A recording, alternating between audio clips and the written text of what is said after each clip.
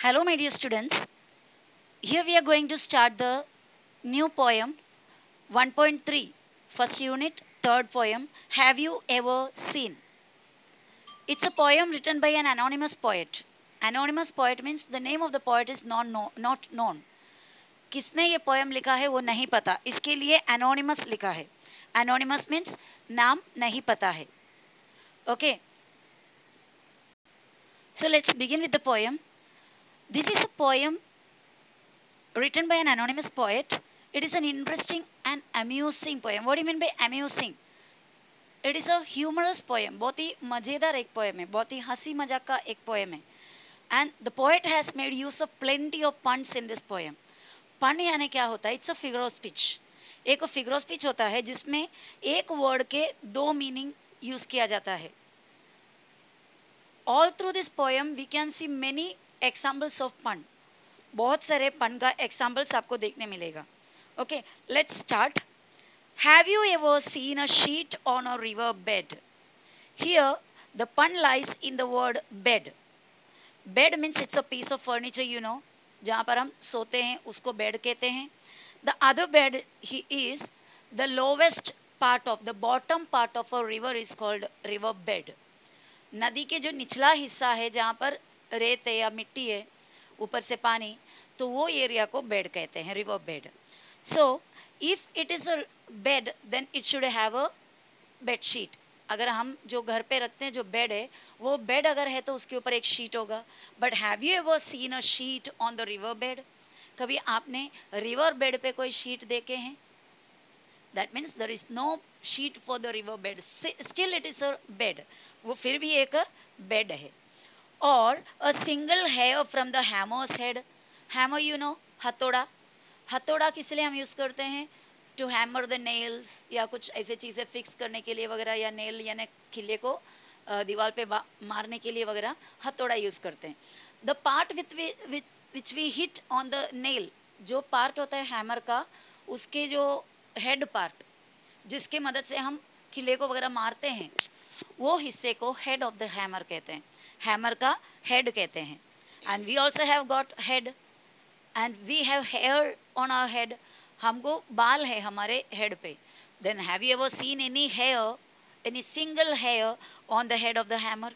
Hammer को head है लेकिन हेड पे बाल कभी आपने देखा है? That means there is no hair we can find on the head of a hammer.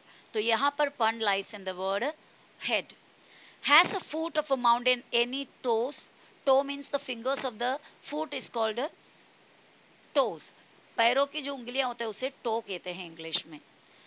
Mountain का फुट मीन्स क्या होता है? द लोवेस्ट या lower most part of the mountain. The bottom part of the mountain is called foot of the mountain. पहाड़ों के निचला हिस्से को फुट ऑफ द माउंटेन कहते हैं. So if the mountain has foot then where are there toes? उनके toes कहाँ पर है, यानी उनके पैरों की उंगलियां कहाँ पर है? कभी आपने देखा है? And is there a pair of garden hose? HOSE, hose. Hose has two meanings here. One is a garden hose means जो पाइप होते हैं, जो होस एक प्लास्टिक का पाइप होता है जिसके ज़रिए हम पानी गार्डन में अलग अलग एरिया में दूर दूर तक पहुंचाते हैं. It's a pipe, it's a long plastic और रबर या PVC पाइप, उसको होस कहते हैं. And another meaning of the होस इज स्टॉकिंग्स. जो पैरों में जो टाइट पहनते हैं, सॉक्स के जैसा टाइट ऐसा ऊपर तक खींच के जो पहनते हैं, वो कपड़े को भी क्या कहते हैं? होस कहते हैं, स्टॉकिंग्स को. स्टॉकिंग्स दैट मीन्स दैट होस is always seen in a pair. Stockings हमेशा जोड़ी में मिलते हैं आपको. But have you ever seen the pair of a garden होस? वही सेम वर्ड है होस, लेकिन गार्डन होस को कभी जोड़ी हुआ करता है? Now, does the needle ever wink its eye? यहाँ पर needle का जो आई है, आई वर्ड पे पन पड़ा हुआ है. कौन से वर्ड है? आई. यहाँ पर आई को दो मीनिंग है. The eye which we have through which with the help of which we see the things. वो आंखें जो जिसकी मदद से हम चीज़ें देखते हैं, that is an eye. And you know the hole, small hole on the needle. सुई पे जो छोटा सा होल होते हैं, उस होल को भी क्या कहते हैं? Eye of the needle. So if the needle has an eye, then It should see with the eye and it can wink the eye. Wink means क्या होता है? पलक झपकना, मतलब बंद चालू करना. Fast shutting and opening of the eyelid is called winking of the eyes. So, though the needle has an eye, it cannot wink its eyes. वो क्या नहीं कर सकते? अपने eyes को winking नहीं कर सकते, but we can do. Why doesn't the wing of a building fly? Here, the pun lies on the word wing. Buildings आपने buildings का नाम सुना होगा, और उसके बाद एक ही नाम के एक ही कंस्ट्रक्शन में या एक ही कॉम्प्लेक्स में एक से ज़्यादा बिल्डिंग्स होते हैं. So people say that I live in B wing, I live in C wing, A wing, V wing, C wing, ऐसा विंग्स होते हैं बिल्डिंग को. And even birds have wings. So birds have wings and they can fly. Then buildings have wings, but why can't they fly? यानी wings, buildings को wings है, पंख है, but they cannot fly. Have you ever seen the wings? The buildings use the wings and fly from here and there? No, it's not possible. So that is the pun in wing. And now next, can you tickle? Tickle means gudgudi karna. The ribs of a parasol. Rib. Rib हमारे body में होता है. The chest bone cage is called a rib. The bony cage. हड्डी के जो cage होते हैं हमारे चेस्ट पे होते हैं, in which the lungs, 2 lungs and heart are kept safely, जिसके अंदर हमारे 2 lungs और heart को safely रखा हुआ है. That bony cage is called rib. And if any person tickle beside the rib of our body, we feel like laughing. अगर किसी ने भी हमारे जो रिब्स की साइड में अगर टिकल किया, टिकल मतलब गुदगुदी किए, so we feel like laughing, हमें हंसी आ जाते हैं. Isn't it? So parasol is what? Parasol means umbrella. Umbrella में भी ऊपर ऐसे छोटे छोटे लोखंड के, स्टील के या फिर आयरन के जो रिब्स होते हैं, पैरासोल का रिब्स, जिसके ऊपर कपड़े को, अम्ब्रेला का जो कपड़े को अटैच किया हुआ है, टाइटली सिला कर रखे हुए हैं. वो जो आयरन का या स्टील का जो रिब्स होते हैं, या जो खम्भे छोटे छोटे बारीक क्या बोलते हैं उसको कि तार होते हैं, उसे रिब्स ऑफ द पैरासोल या रिब्स ऑफ द अम्ब्रेला कहते हैं. सो just imagine that a person tickles on the ribs of the umbrella. ऐसा हो सकता है. It's really funny. हमारे रिब्स के आसपास में अगर टिकल करोगे तो हमको हंसी आ जाता है. अम्ब्रेला को टिकल करते हुए कभी आपने देखे? So here the pun lies in the word ribs. Or open a trunk of a tree at all. Trunk, here the pun lies in the word trunk. Trunk means it's an old kind of box.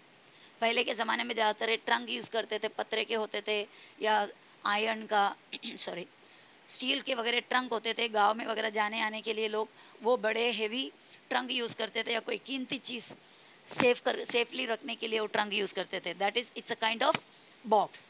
Another meaning of trunk is the main stem of a tree. झाड़ के बड़े जो main stem होता है उसको कहते हैं trunk. So trunk can be opened and closed. जो बॉक्स होता है ट्रंक, उसको खोल बंद कर सकते हैं. But can you open the trunk of a tree? No, it's not possible. Now next lines. Are the teeth of the rake ever going to bite? Teeth, दांदे. Rake is an agricultural instrument या agricultural implement which is used for removing the leaves collected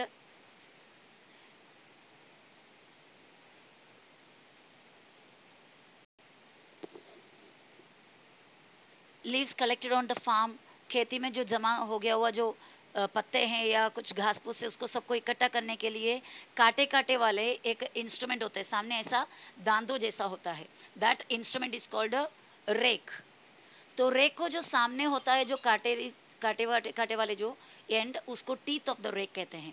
so if the rake has teeth, have you ever seen that it bite anyone? वो किसी को काटते हुए देखा अपने दांत से? हियर टीथ जो वर्ड है उसके अंदर पन है.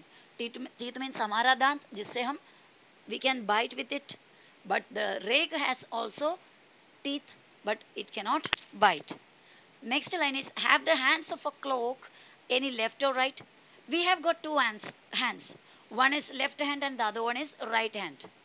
बराबर, दाएं बाएं जो हम बोलते हैं। बट क्लॉक के जो सुई होते हैं उन्हें भी क्या कहते हैं, hands of the clock. But we never thought about which is the left hand and which is the right hand of the clock.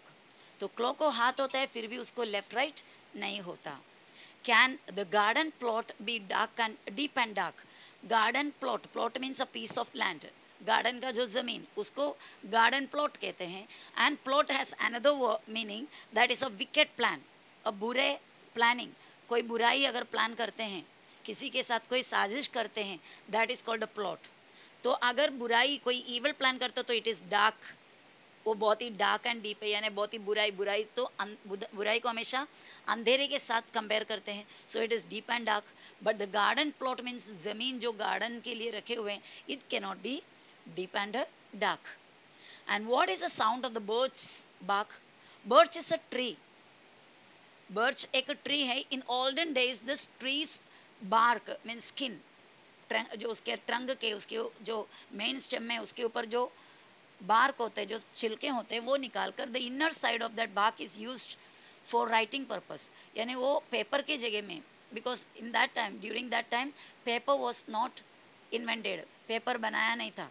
तो the time when there was no paper, people used to write on the birch bark, birch tree के bark में लिखते थे। तो bark means a tree का stem में जो skin निकालते हैं, छिलका निकालते हैं, उसको बार्क कहते हैं। Another meaning of bark is the sound of a dog, एक कुत्ते का जो भौंकने का आवाज़ होता है उसको भी बार्किंग कहते हैं।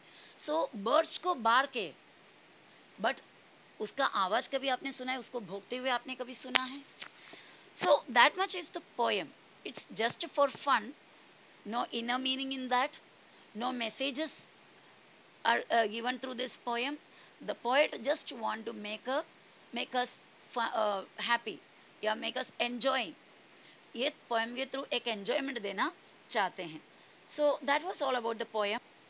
Now in the next video we will try to solve the workshop given in the textbook. Okay, thanks for watching, bye bye.